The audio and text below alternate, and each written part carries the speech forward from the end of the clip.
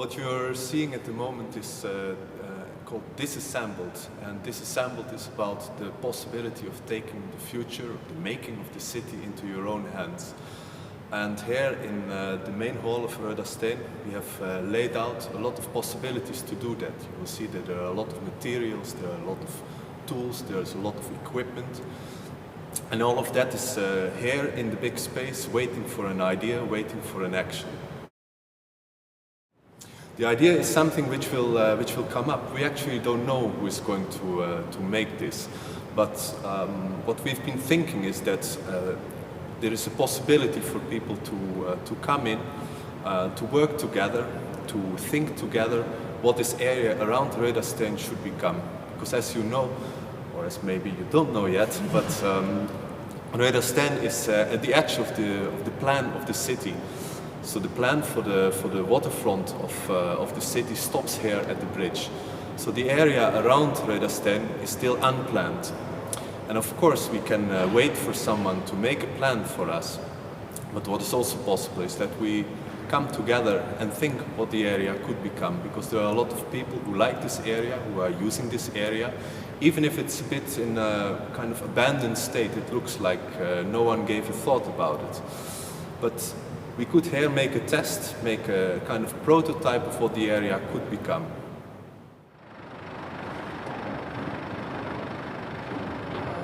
We're starting already today, on Thursday, with the first workshop, where 7 or 8 people from different backgrounds are coming together.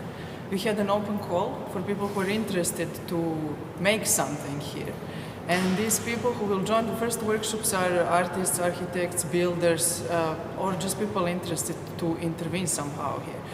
Some of them probably have already their ideas, what they would like to see here, but some are maybe just interested to join in the process. So we are meeting tonight. We are going to show them some of the projects that other people did in different parts of the world, Europe and the United States. We have here within the exhibition about 10 documentaries about projects, interventions, short-term interventions in public space made by artists, architects, and just ordinary people. So this will be an inspiration for the next days. On Friday we are going to then collect the ideas and see what is feasible to do in a short time, and then on Saturday and Sunday we are going to make a first action. So the first things will be made, and then during this opening weekend and in the duration of the whole exhibition and the project for 2 months. Which is a large part of the summer. Yes, large part of the summer, for 2 months, more than 2 months, there is a possibility for other people to join in this process. Period of two months, there is a possibility to come here, to work together with other people and to work on the area outside. So there people can join in even if they don't have their own ideas but are interested to join the process, or people can have their own ideas that they can connect into things that are already made or adjust things that are already made. And everything will be happening here outside. Well, we made a list of materials which we thought could be good to use for such a project. But of course it's a guess, because we don't know exactly what people would like to make, what they would like to build. We have the thin one, which is very easy and flexible to bend, to make shapes with. You can use it for skating ramps quite well. There are different fruit and berry trees. So if we put them outside and we have a nice summer, we can even have some apples and some berries. So we have them here now standing inside under the light to let them grow. And it's luckily warm inside, so I hope that they are doing fine. But they are overalls, so just to protect your normal clothes when you are working, so you don't get totally dirty. We have this, we have helmets. We have the helmets if you need them. We have gloves. So all of it is waiting here. Take a look. We have sand. It's a little bit heavy, but we can bring it outside. There are even hammocks, so you can hang them outside. and lay.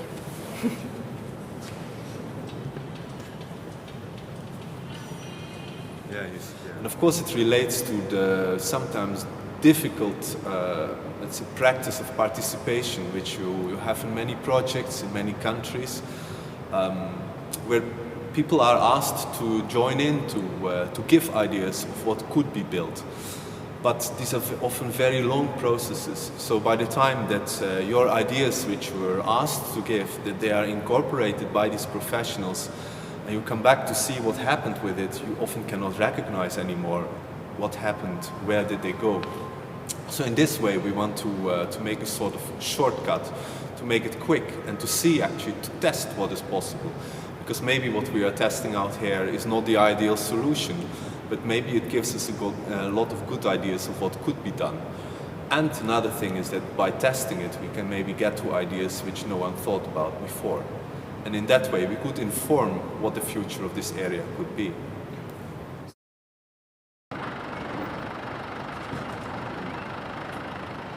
We started the project here a year ago. When we for the first time came to Röda Sten, there was not really a clear idea if we should do something in some sort of special intervention, or should we more like curate an exhibition in which we would show work of other people.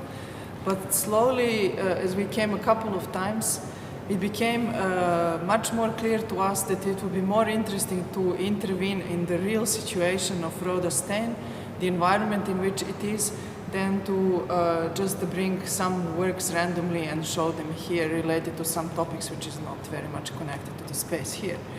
So we were triggered by a few things from the very beginning. One was this end of urban plan, which is just here by the bridge, so that the actual imagination for the future of this area stays open.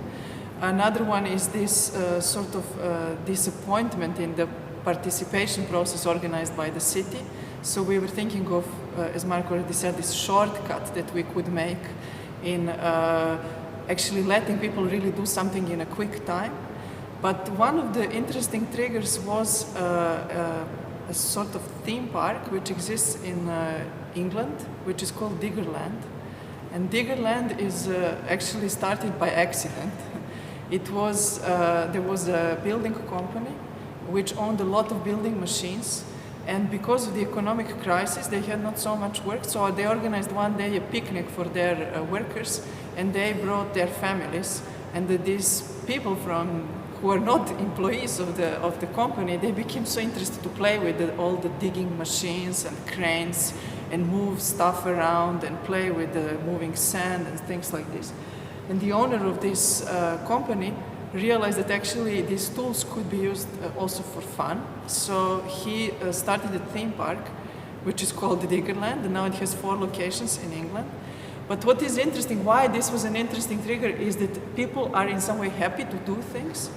But what if these things, apart from just moving stuff, have some other purpose? So if you could, by play, also make something, and that other people can use, or you would be happy to come back and use again. So somehow these 3 things, the openness of imagination, the disappointment of the long process of participation in which people give ideas but you don't know where they go later on, and this idea of really making something for fun but also for real, were the starting point for the project. 10 monitors, there will be projects of other people, so different groups, and this is a group called 72 Hours Urban Action in Bat Yam in Israel, and they invited for 3 days, so 72 hours, 10 groups of artists, architects, craftsmen to make interventions in public space. So they had just 3 days and 3 nights to make interventions on assigned sites. So you can see here that how they start these projects, but it was really like a race. They have 72 hours, and then in these 72 hours, everything is made, from an idea to connecting to the neighborhood to really making it and finalizing.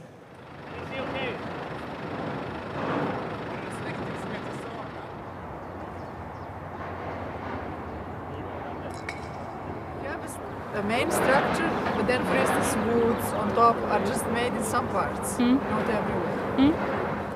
How should the skeleton be done? Because we cannot dig foundation for every. No, Is it like this? I don't know. For instance, the ramp finishes this height and it can continue for some part and then it can go down, then it can go again up, and then we could have this thing to hang under, and then go down and then go up there. Yeah. Has to be pretty high then. Like this, then it's a snake and it's a snake's head. Yeah, why not? Then it has a start and then it's open-ended in the end. Yeah. But then it's easy from there to continue somehow, some kind of path. Great. Så då går den att böja även fast den är alldeles för tjock. Så det är ju ett alternativ för Som wellpapp när man liksom ristar in. Ja, precis. Diggning som i böcker. Okay. Men då kanske man, sen när den är färdig, då kanske man kan åka typ med både cykel och, och skateboard och gå här uppe. Jätteför att ligga och sola och läsa böcker. Ja, den liksom bara kommer upp och inspirera. Vi har liksom en regelverk bakom det. Man har den där någonstans också. Så man klipper in den. Ovanför huvudet tycker jag. Man kommer riktigt högt upp och sen ner igen. Då kan man egentligen bara rita ut det med snöre och en krita. Och om man gör ena sidan och sen kör man bara dubbelt. Alltså man bara ritar av när man har sågat den ena, så ritar man av och sågar den andra. Man skulle göra damm och gräva. But we were talking about just making a sort of scaffold. You can get it from the beginning and make a good foundation. It's way better than trying to. I mean, someone is going to lift it, and you need to be some people because it's going to crank and. Så det blir 5 meter om man tänker i längden. Vi tar så 2,50 här. Och sen så får man ju såga i det. Sektioner på 1, 2, 3, 4, 5. Skulle det kunna vara? Nej, alltså jag tror att du kan tänka så här. En punkt där, tyngdpunkt där. Kanske måste ha en här också. Ja. Däremellan så får vi ungefär 3 meter. Men sådana balkar har vi, och där har vi 3 meter.